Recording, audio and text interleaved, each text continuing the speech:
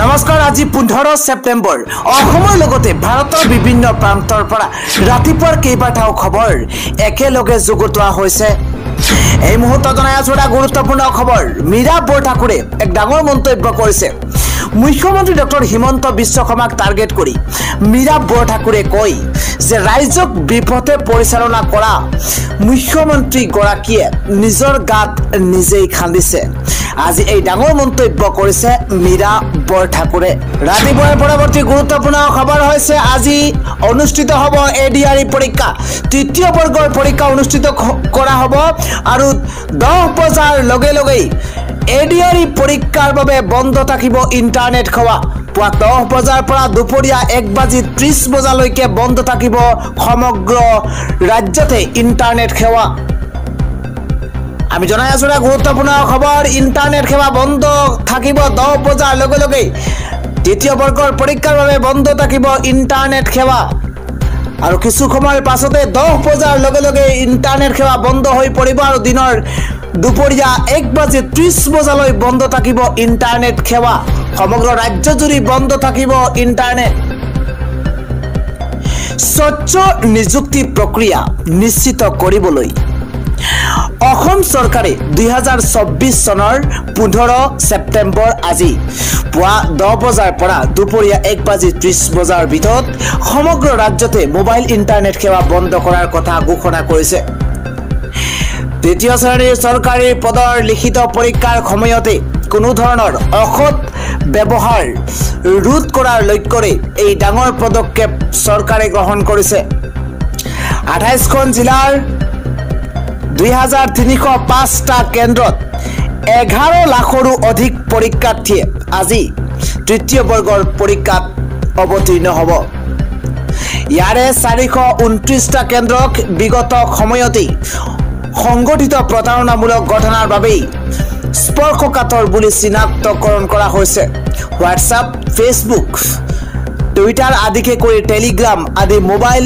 App ব্যৱহাৰ কৰিলে অসৎ প্ৰথাৰ সৃষ্টি হ'ব পাৰে বুলি আজি তৃতীয় বৰ্গৰ নিযুক্তি পৰীক্ষাৰ বাবে কিছু সময়ৰ পিছতে 10 বজাৰ লগে লগে আৰু দিনৰ 1:30 বজা পৰ্যন্ত সমগ্ৰ ৰাজ্যতে ইন্টাৰনেট সেৱা সম্পূৰ্ণ বন্ধ কৰি দিয়া হ'ব পৰৱৰ্তী খবৰ মুখ্যমন্ত্ৰীক এবাৰ কঠোৰ সকিয়নি লুৰিণজ্যোতি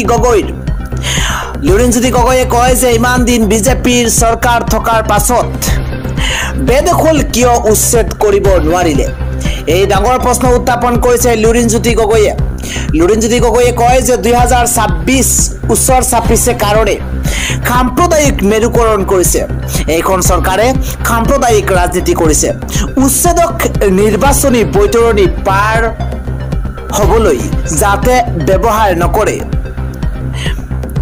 মুখ্যমন্ত্ৰীক এবাৰ কঠোৰ সকিয়নি লুৰিণজ্যোতি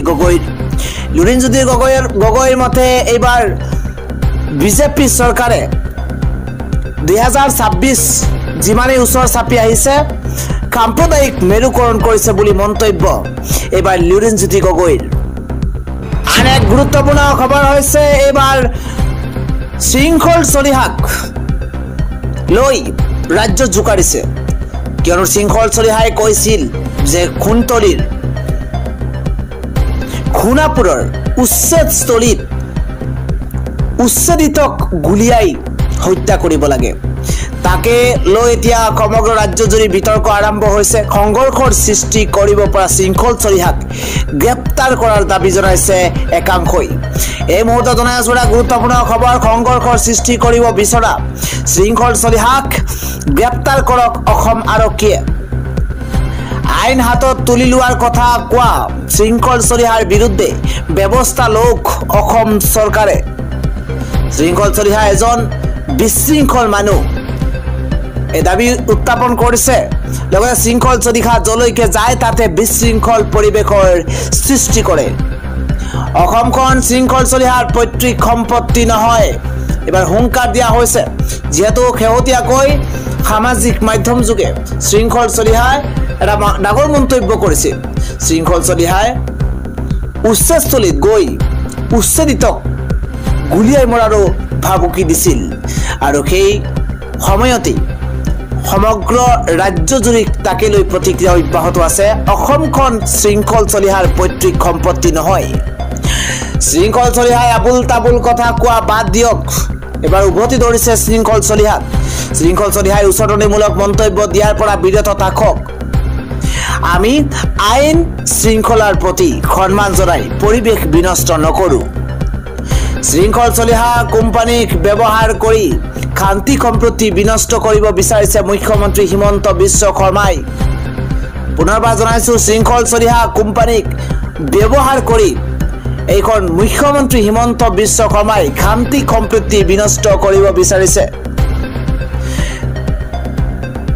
শৃংখল চলিহাৰ মন্তব্যৰ পিছতে প্ৰত্যাক্ৰমণ অসম সংখ্যালঘু সংগ্ৰাম পৰিষদৰ নেতা আবু বক্কৰ ছিদ্দিকৰ। ৰাজ্যবাসীৰ কাৰণে সবাতোকৈ গুৰুত্বপূৰ্ণ খবৰ হৈছে পুনৰ ঋণ ল'বলৈ প্ৰস্তুত অসম চৰকাৰ। 17 ছেপ্টেম্বৰত হিমন্ত বিশ্ব শৰ্মা চৰকাৰে পুনৰ 500 কোটি টকাৰ ঋণ ল'ব। এই মুহূৰ্তত এটা ব্ৰেকিং নিউজ জনোৱাৰ চেষ্টা কৰিছো। 17 ছেপ্টেম্বৰত হিমন্ত বিশ্ব শৰ্মা চৰকাৰে পুনৰ 500 কোটি টকাৰ ঋণ ল'বলৈ সাজু।